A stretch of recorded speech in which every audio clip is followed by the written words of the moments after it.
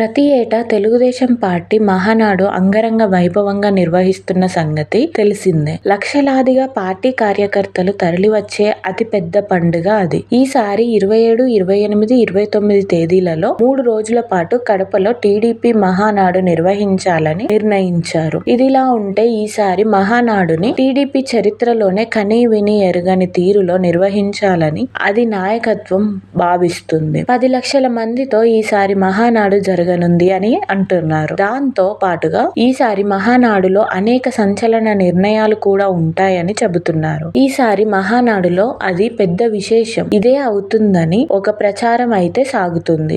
అదేంటి అంటే Tollywood super star junior NTR ని మహానాడుకు పిలుస్తారు అని అంటున్నారు. దివంగత నాయకుడు ఎన్టీఆర్ కుమారుడు హరికృష్ణ కుమారులైన జూనియర్ ని, కళ్యాణ్ రామ్ ని ఈసారి మహానాడుకు పిలవాలని పార్టీ వర్గాలు ఆలోచిస్తున్నాయట. అధినాయకత్వం ఈ విషయంలో కొత్త ఆలోచనలు చేస్తుంది అని అంటున్నారు. తెలుగుదేశం పార్టీ తరపున ఆహ్వానం పంపించడం ద్వారా వారిని మహానాడుకు హాజరయ్యేలా చూడాలని భావిస్తుంది. తెలుగుదేశం పార్టీ క్యాడర్ ఈ విధంగా సరికొత్త ఉత్సాహం కూడా అందించాలని అనుకుంటుంది. ఇక చూస్తే నారా లోకేష్ సైతం జూనియర్ విషయంలో బాగానే ఉంటున్నారు. ఏకంగా జూనియర్ ఎన్టీఆర్ పోస్టర్ తోనే నారా లోకేష్ ఒక సందర్భంలో సందడి చేసి అభిమానులను అలరించారు. ఇదే విధంగా తన సినిమా ప్రమోషన్స్ లో భాగంగా గుంటూరు వచ్చిన కళ్యాణ్ రామ్ తెలుగుదేశం పార్టీ జెండాను చేతబట్టి టీడీపీ అభిమానులను అలరించారు. జూనియర్ ఎన్టీఆర్ అయితే తన బాబాయ్ బాలకృష్ణకి పద్మభూషణ్ అవార్డు వచ్చిన సందర్భంగా గ్రీట్ చేశారు. ఈ మధ్యనే లండన్ లో జరిగిన ఒక కార్యక్రమంలో బాబాయ్ పేరుని తలుచుకున్నారు. ఇలా చూస్తే కనుక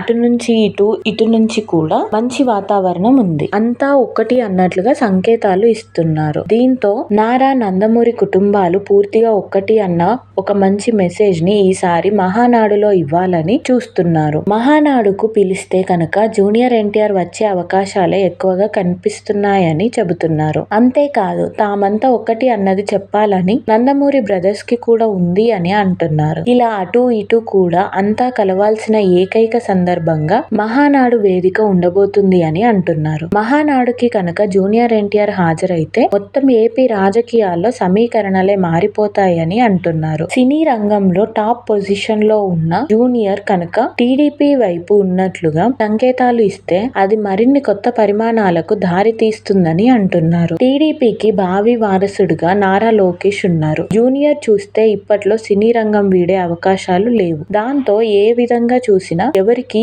ఏమీ ఇబ్బంది ఉండదని, ఈ పరిస్థితుల్లో అంతా ఒక్కటి అని జనాల ముందుకు వస్తే అది టీడీపీకి కొత్త బలమే తప్ప మరేమీ కాదని అంటున్నారు. చూడాలి మరి ఈ ప్రచారంలో నిజం ఎంత ఉందో.